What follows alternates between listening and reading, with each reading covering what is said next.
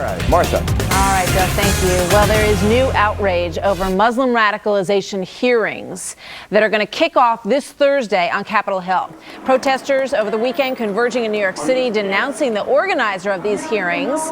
He is House Homeland Security Committee Chairman Congressman Peter King from New York.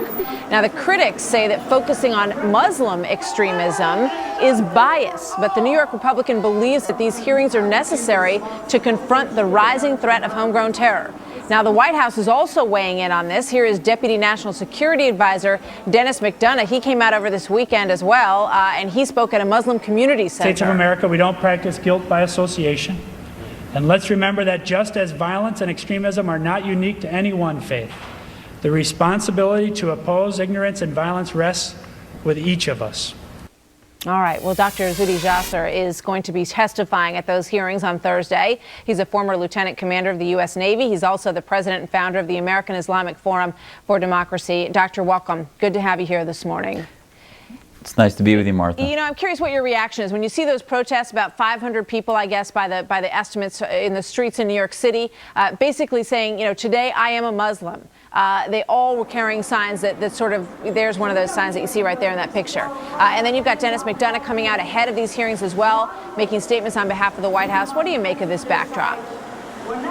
Well, I think a lot of it is just hyperbole. I mean, actually, yes, we are American Muslims, and this is an opportunity. I think Chairman King has shown excellent courage in bringing up this issue, and he's not saying that in any way he's targeting Muslims or the faith of Islam. And if anything, he's saying, and what our organization is saying, is that this is our opportunity as Muslims to lead the charge, that the best way to melt away fear of Muslims or Islamophobia, whatever you want to call it, is for America to see us taking ownership, taking responsibility for fixing the problem.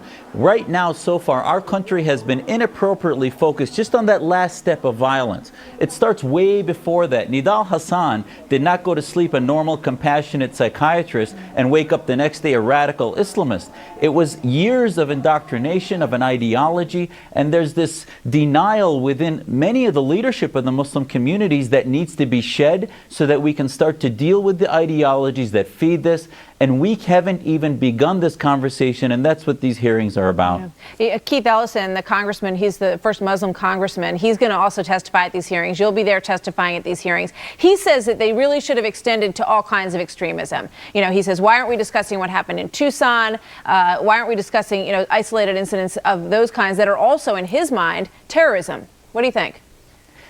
Well, you know, that's just obfuscation and denial. I mean, the bottom line is this is the greatest security threat that the country is under, and it's at the highest level it's ever been since 9/11. You can have other hearings to deal with other sources, psychiatric illness hearings for Jared Loughner's issues. This is about Islamist-inspired terrorism. We have to look at the disease and the diagnosis in order to treat it, and it's all about ideology. Prime Minister Cameron, I think, said it best when he said that the radical, violent ones are swimming in a pool of ideology that we need to drain. And if we're going to begin to drain that, we have to walk it back long before they become violent. And the report on Nidal Hasan didn't even have the word Islam or Muslims. And how do you treat something we can't even talk about? Well, what do you think about the White House's response to all this? Well, you know, I think the speech he gave at the mosque yesterday, I think, was pretty on point. He said it's a problem that Muslims are part of the solution. Yes, we are. But I think I'd like to see a little more clarity from them with the fact that there's a lot of work that hasn't been done. There's a lot of messaging from Muslim communities around the country, leadership organizations that I think are not doing us a service, that are all about victimizations, that create a culture of a lack of cooperation, where they say the FBI is against us, Homeland Security is against us. Right. They're suing the FBI. They tell Muslims not to talk to the FBI unless they have an attorney.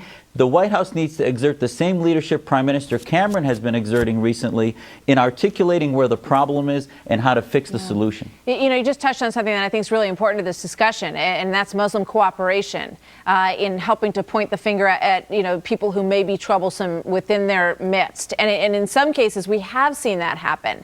And in some cases, the American, you know, law enforcement folks have looked the other way, even though a person's own family, in the Abdul Muttalib case, brought it to their attention. Do you think that people are reluctant that they will be persecuted if they do, you know, bring somebody forward and say, this is someone you need to be concerned about? Again, you know, I think at the end of the day, when a radical Muslim is talking about taking a bomb or trying to be violent, every Muslim I know would report them.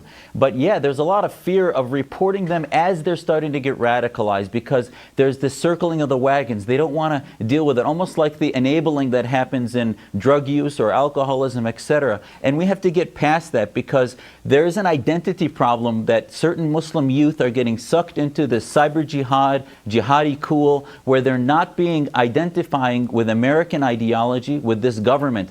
And the bandwidth at this point that most of American Muslim organizations are soaking up the attention with civil rights issues, victimology, and they're not fixing the problem. And I think if we want to melt away Islamophobia, if Americans see us leading the charge against Al-Qaeda, against radicalism, that is the best treatment to Islamophobia and fear of Muslims. You know, CARE is one of the most prominent voices on these issues out there. It's very good to hear your prominent voice on this as well, Dr. Jasser, and we look forward to hearing you testify on Thursday. Thanks so much for being with us. Thank you, Martha. All right. So